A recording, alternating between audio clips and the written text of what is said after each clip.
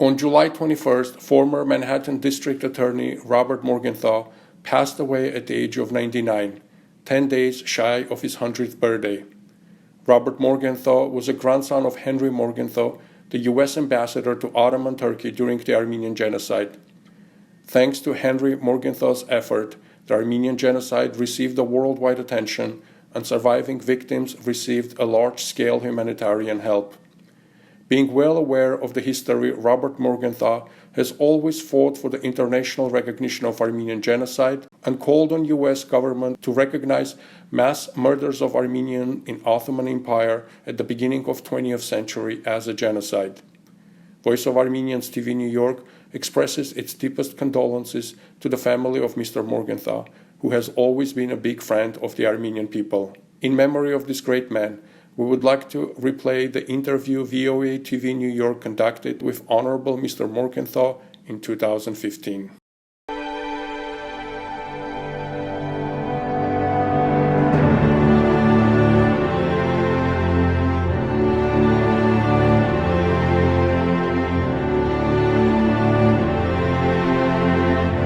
Bob Morgenthau continues the heritage of his family. His family was a critical part of Bob's view towards life. He is the product of his family. He is the product of that grandfather and that father, who are these world citizens. December 7th, 1941, a date which will live in infamy.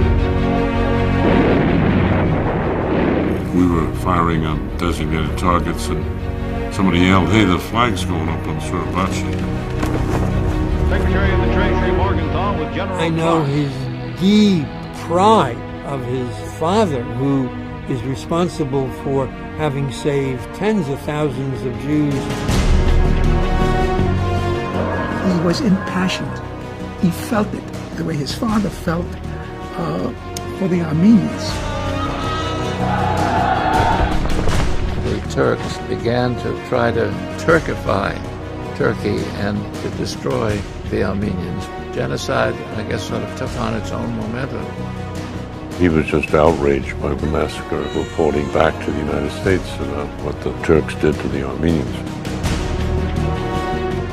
His being an ambassador in Istanbul during these critical years was very crucial and very important for us. And if we had maybe a couple of more Morgenthaus in Washington, we would have really experienced another result.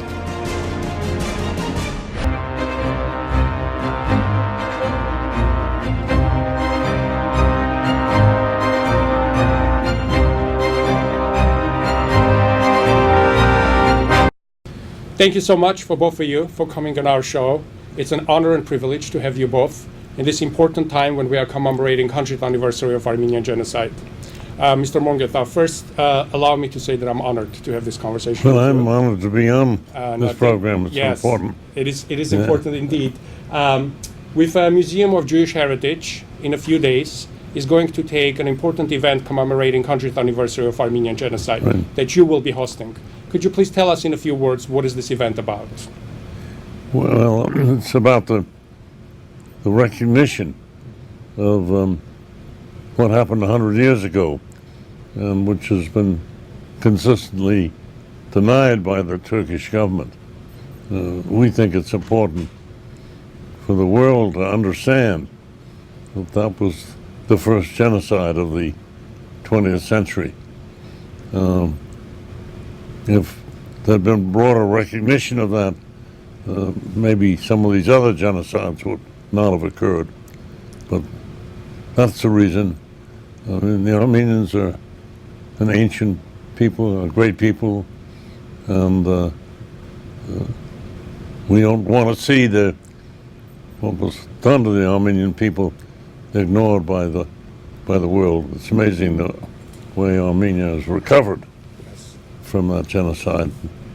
But anybody who read the 40 Days of Musadah by Franz Werfel, or the book by my friend here, which we will come to soon. Yes, Margaret Anand, I mean, can understand. I mean, the brutality of the Turks at that time. How and when were you introduced to Armenian culture, Armenian nation, and subsequently the issue of Armenian genocide? Well, because my family was in Washington when I was at school and college, I used to stay with my grandfather. And so it was through him that I learned about what happened. And the great disappointment of his life was that he did not live to see an independent Armenia. That was his goal. Of course, your grandfather was the U.S. ambassador to Ottoman Turkey. Right. He was perhaps one of the most important eyewitnesses of Armenian genocide, which you put it in a book, of course. At a time, he appealed to U.S. government to intervene and to save the people, of the innocent lives of these people. You also, 2 generations later, appealed to U.S. government and President Obama to do something, particularly to recognize Armenian genocide that has not happened yet. Why do you think U.S. government in a period of 100 years continues to avoid this issue? Well, I think early on it may have been simple inertia, but in the more recent past it's because of the strong opposition of the Turkish government. And I've talked to some, I thought, intelligent Turks and said, you know, isn't it time that your government recognizes what happened? And they look at me and say, isn't it time that the Armenians recognize that they were disloyal? And I said, well, I don't think they were disloyal, but even if they were, that doesn't justify killing all the women and children. Exactly. Over 1 million, 1.5 million. 1.5 million, yeah. Could you tell me what kind of man your grandfather was? Well, you know, he came to this country in 1866, 10 years old, not speaking a word of English. He taught himself English. He got into City College 6 years later, the class of 1875, had to drop out because his father said you got to help support the family. Went to work in a law office, got into Columbia Law School without ever having more than 1 year of college, and then graduated at age 20, had to wait a year to be admitted to the bar. Worked his way through law school by teaching night school to immigrants. At that time we had night high schools for immigrants all over the city. Now we have just one. We treated immigrants a lot better then than we do now, and that's one reason why I'm particularly interested in seeing that immigrants get a fair shake. But he was a serious man, a hard worker, but he also had his light moments. He had a good sense of humor. While I was listening, you describing your grandfather, among many qualities that you just mentioned, undoubtedly he had an extremely strong sense of justice. He did. Because he ultimately resigned from his post in protest for what has happened. And after that, he worked very hard to establish Nearest Foundation. How does that sense of justice has influenced your life? Well, I think broader than that, sense of public service. Exactly. I remember, him saying to me, I had to wait until I was 55 to enter public service. You don't have that excuse. You should do it right away, which I took to heart. But he was less than 50 years after he arrived in this country. He was United States ambassador to the Ottoman Empire, and he took his position very seriously. He was very proud of being an American. But because he was a new American, I think he was more sensitive to injustices for minorities than a lot of other people were. There was nothing, there was no political motive. He'd I mean, he just felt very strongly, this is a terrible thing that's going on. It's got to be exposed.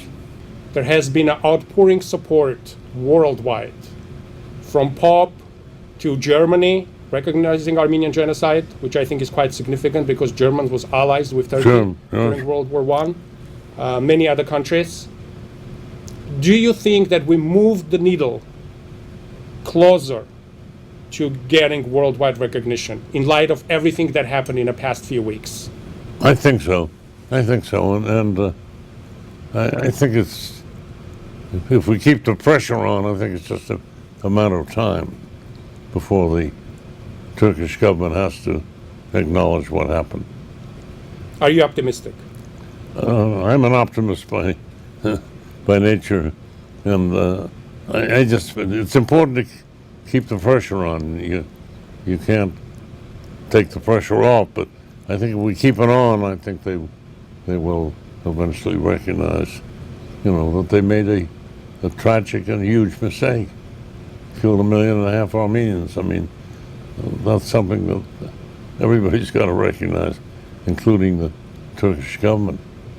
I want to speak a little bit about current political events because I would like to take this opportunity and hear your opinion. You spoke about immigrants and the immigrants' rights. There's been a lot of move to recognize the children of immigrants that came here to fault of not their own. It seemed like there was a lot of progress in allowing immigrants that are here to get a legal status, but it has stalled.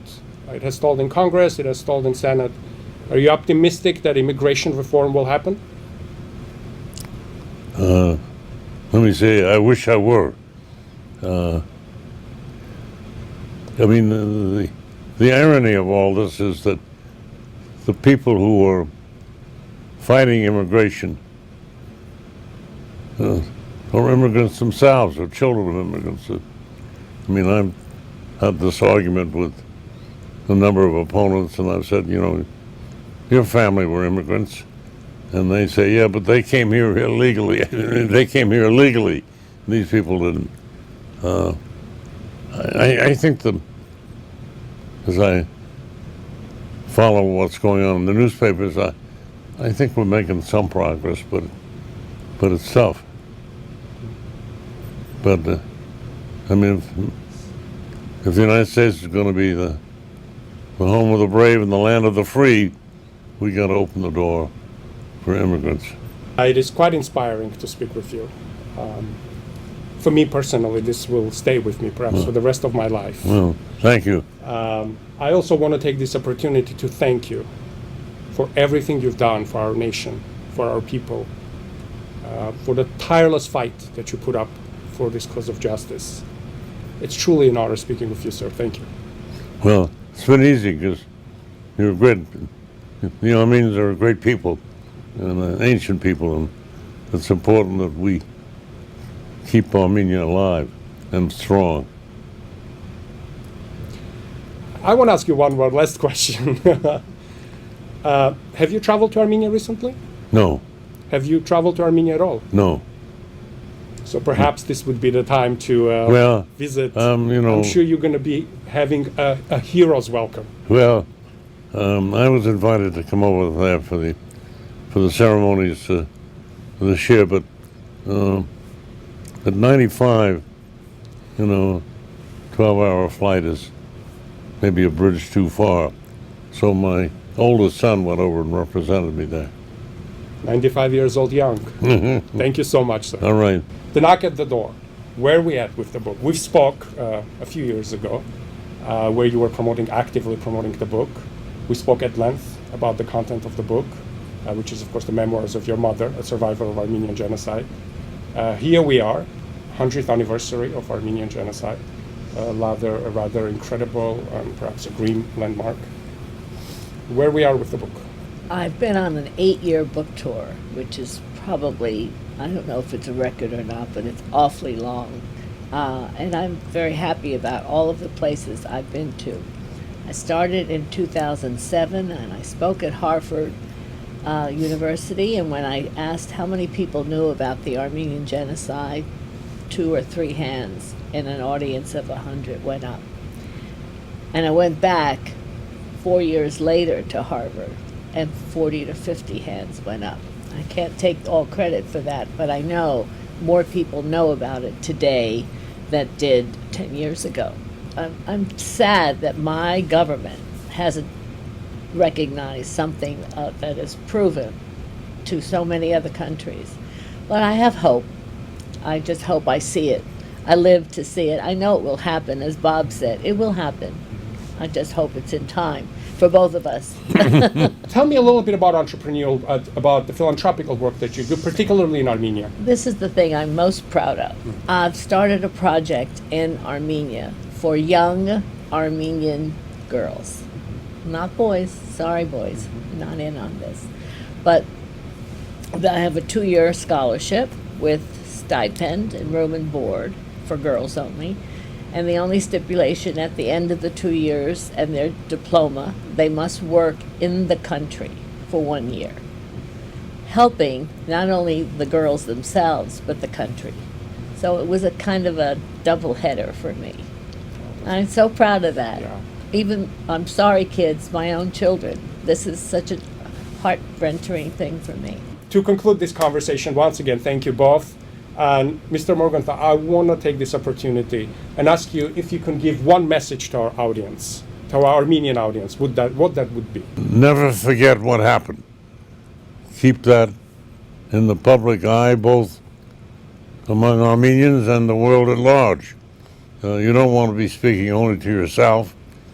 You've got to involve the public at large and make sure that people understand that 1.5 million Armenians were brutally killed without cause or provocation, and it should never happen again.